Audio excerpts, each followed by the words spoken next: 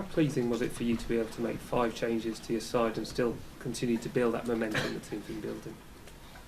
The consistency of our results is very important, and therefore it was of course important to win on Saturday and not to break that belief, and as well for me to see some players who have played less and to be down 1-0 and respond in the way we did and have an outstanding second half was all very positive basis to prepare for our next game at Liverpool.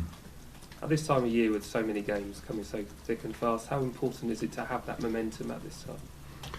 The momentum creates confidence, and confidence is of course vital at that level, and overall in December and now in January we have been consistent, and that's of course we go into a very important part of the season because we play many big games, and that consistency is a good basis to go into the next game with the right belief. In terms of the team news ahead of the Liverpool game, can you give us any updates at all? Look, we should have Ozil and Flamini available. We should have to test certainly Ospina, who was not available on Saturday, and Sanchez. I think Liverpool game will come too soon for him. He has a chance to be available for Sunday against Stoke. He's going very well. We have Rosicky back in full training. So overall, situation is getting better.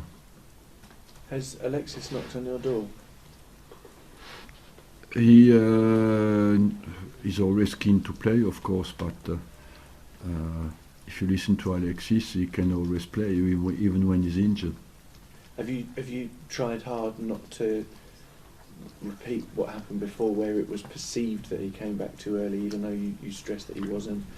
Yeah, we try to be cautious, but with a muscular injury, you never know exactly,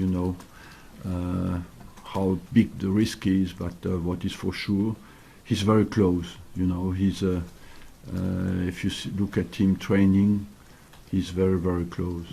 What are we waiting for with Mohamed Elneny, and do you expect movement at the start of this week on that? I expect movement, yes. I think this week we are positive that this week it can happen, and the situation should be sorted out this week because there's a lot of work permit problems as well, and special paperwork to do, so visa. So we hope we can finalise it this week. But you've been assured by the sort of people who look after the legal side of things and all that there's no chance that it won't go through? Look, as long as it's not definitely signed, you have to be cautious, but I'm optimistic about the case. In terms of Nacho Monreal, it came out that he was close to signing a new contract over the course of the weekend. Is that accurate? And what have you seen in him that has led to him becoming effectively your first choice left back this season? Look, the regularity of his performances, the fact that he has improved every year since he has arrived, and is not necessarily my first choice left back. At the moment he plays more than Kieran Gibbs, but I think I'm a bit spoiled there because Gibbs has come back, he has shown again on Saturday to a very, very strong level. That makes my decisions at that level very difficult, but overall Nacho Monreal has been absolutely outstanding. The policy, of course, is not to give long-term deals to players over 30. I think Nacho turns 30 next month, so was he very keen to get this done quickly? Well, yes, certainly. Certainly. In terms of the January window, we have seen big deals in previous windows. We've seen £50 million signings from Fernando Torres. Mata went for 37 million in a January window. Speaking to agents, speaking to players, speaking to chairman, how do you see the landscape generally for clubs in this country? In January? In Europe, for this month specifically, yeah. I would say for the media you could have some good news this January transfer window. because I believe many clubs will be active. You go from the clubs who are down in the table like Villa, they have to do something, to the clubs at the top as well. I'm sure many of them will be very active. It could be my prediction that it could be one of the most active transfer windows in January that you have seen. And do you think that stems from the financial power that English clubs have? First of all, down to that, maybe as well to the anticipation that the inflation could exist after the season in England, and that the anticipation to do business now could be important. A couple of other things. In terms of Liverpool and Jurgen Klopp, what differences do you see in Klopp's Liverpool to the Liverpool of his predecessor? Have they changed? Well, I don't want to speak too much about that. I think we face a team every time we go to Anfield, a team who is up for it, and it's always a ferocious battle, no matter who is the manager. But they had a very strong manager before. They have a very strong one now, and Klopp has the personality to do well there. It was suggested recently with the injuries that they're picking up that it could be down to his style of football. You have a deep knowledge of the sports science behind the injuries. Do you think that the intensity about his game leans towards extra pressure on players, and is there anything in that, do you feel? No, I don't think you can explain the injuries of the players by the intensity of the game. First of all, it's difficult for me to assess the situation because I don't know exactly what's happening, and every injury can as well is an individual case sometimes, and we have been confronted with that as well, and sometimes you hit at the moment without doing much different from before, and you don't know really why. Quick thought on the Ballon d'Or. Who do you think should win it? And I know you're not a massive fan of individual honours. I'm a big enemy of the Ballon d'Or, and who will win it, you know as well than I do, that it's certainly Mesut who will win it, and I think so, but overall I'm not a big fan of that, no. If you could put that aside, do you think it's deserving for Lionel if he picks it up tonight? Yes, because there was no national team competition in 2015, and the team who won absolutely everything is Barcelona, so it has to be a Barcelona player. When you pick a Barcelona player, it has to be certainly Messi. But the only thing you can say is that Neymar is starting to show that will be a competitor for him. And a pop culture question to end on for me, if I may. People of a certain age and generation are waking up to sad news today with David Bowie passing away. You will have been aware and around his music for many, many years. He's been described as an innovator and a visionary, as have you. Are you a fan of his music and saddened by the loss? Yes, I'm a fan of his music, of course, but I'm not a specialist enough to assess his musical quality. But I must say the message he gave to my generation was very important, because it was basically after Second World War, and it was basically what I keep from his message, philosophical message: be strong enough to be yourself, you know. And that is a very strong message, that was very important for my generation. Thank you. Arsene, Benik Afobe has made a big move to Bournemouth. Of course, he was one of your players in the academy. How would you rate him, and how well do you think he's going to do? Look, I don't know how well he's going to do at Bournemouth, but he has the qualities to integrate the team like Bournemouth, whose game is based on movement, pace, and quick football, and I think he has the qualities to do that.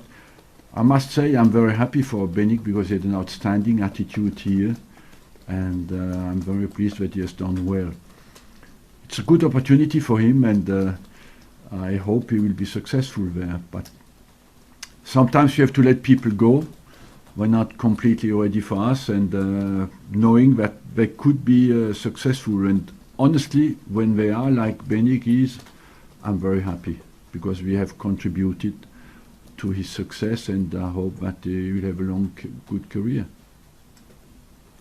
Arsene, you said a lot of clubs would be active in the market this month. Is part of that down to just how wide open the Premier League is and the sense of opportunity? Yes, of course. At the bottom and at the top, everybody thinks if the responsibility to do something because we have a chance if we do improve our squad. And at the bottom, especially with the new TV deal coming in, the teams who fear to go down will be under pressure not to just accept the situation. Could it make the difference, a good window this month, at the top and the bottom?